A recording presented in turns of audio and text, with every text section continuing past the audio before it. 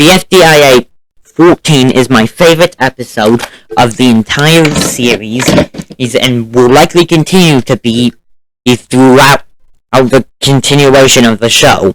However, I do not mean that in the episodes are bad. I would love to see this episode get outplaced, because that would mean I have something new and good to enjoy. Right? But I just feel like BFDI 14 just does so much right compared to other episodes which do a few things really right, but just those few things. So I'm going to dive into the three key things BFDI 14 does perfectly and try to explain why it's my favorite episode of the entire series. Starting off, we have the actual challenge. The challenge idea is probably one of the coolest and most unique to ever come out of the series.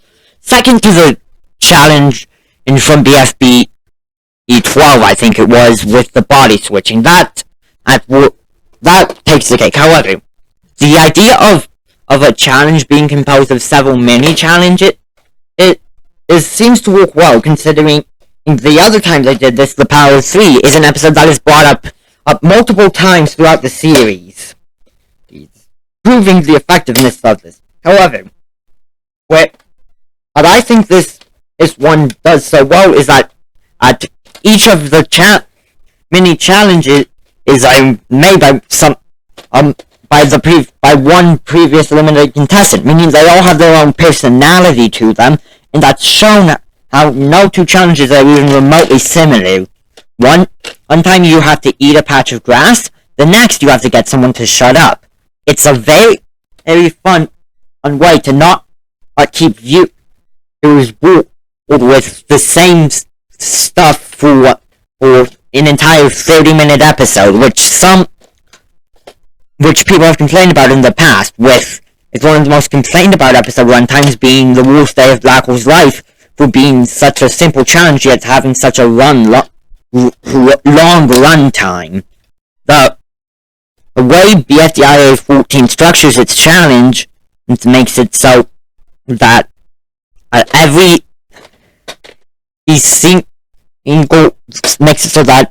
every single time you get you're getting bored with one segment, they're on to the next.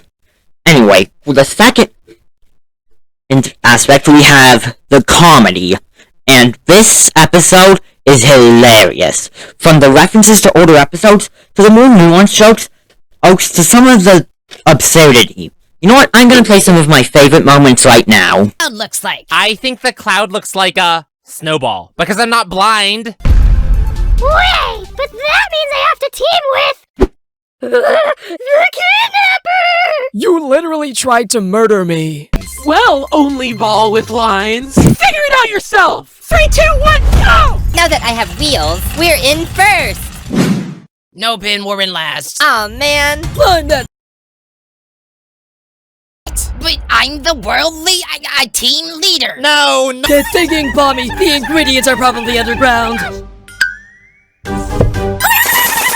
Max, your friends are jumping off a cliff. Oh, I'm well aware. Pointy, pointy, pointy! My point is sharpened. And that's not even in all of the funny moments. I think I've made it clear that this episode is effortlessly hilarious.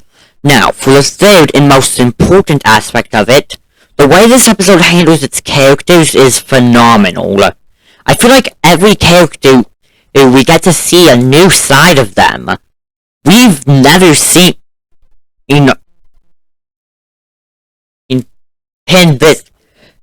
we've never seen most characters like this. I feel like a lot of characters seem well out in between their BFDI and BFB personalities, which is where they should be at this point. Right.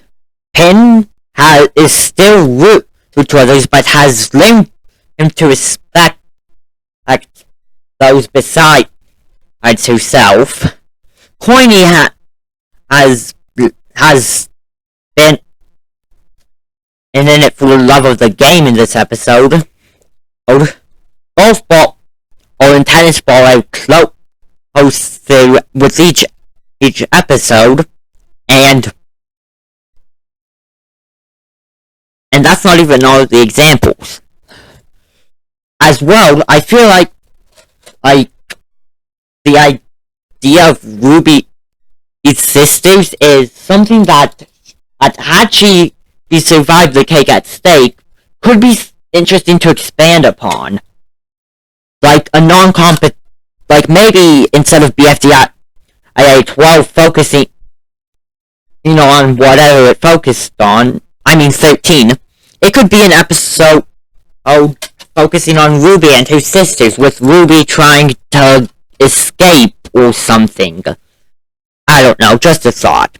But anyway, one thing that makes these characters so well managed is the way the challenge works.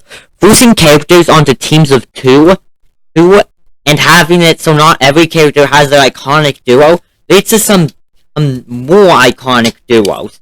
Like, before this episode, have you ever really thought of tennis ball and nickel? No, but now it's an entire thing. Or needle and pencil. This episode solidifies Needle's loyalty to Freesmart and Pencil's respect for Needle. While she still doesn't feature as an actual member, it's clear Needle is more respected than she was back in BFDI 12. Lastly, a point from a previous episode, I feel like this episode really shines with Fries as well, as he is clearly a solo OS, but is forced on a team and such. And true to his character, he does the least out of almost everyone the entire challenge. Now, within the episode, many interesting dynamics show up that would have never popped up before. For the first time, we get to see a Fries and Puffball that don't get along. I'm really interested to see how they transition this into the friendship they have in BFB and Teapot. I also think Match is handled really well in this episode. She's annoying in this episode, sure, but Match is a pretty annoying character. I like her, but she's selfish. That's part of her character, and I feel like that really shines in this episode without making it a character destroyer. And the eliminated contestants also get a chance to shine by each getting to host their own mini island. I feel like we really get to see more of Donut's personality, something we didn't get to see at all in BFDI yet before this point. And so we get to understand a bit more of him and others, which makes the episode a lot better for future episodes to build off of. And I feel like future episodes do build off of this. Needle's lullaby, which I'll get to later, is mentioned a lot in further episodes, while this episode also is the first episode to really show just how great of a player she is. But again, more on Needle later. Now, I feel like this episode also solidifies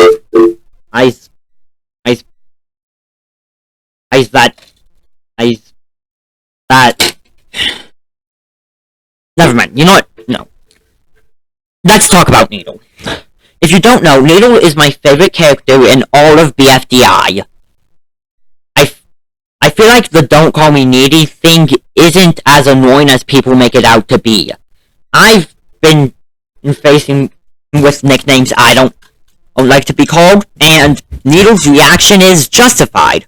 If I wasn't fearing getting hurt worse, I'd probably slap some people. But anyway, and of course, this episode has the greatest scene of any BFDI episode to exist. Jack and Jellyfy, please don't copyright claim me. I dreamed a dream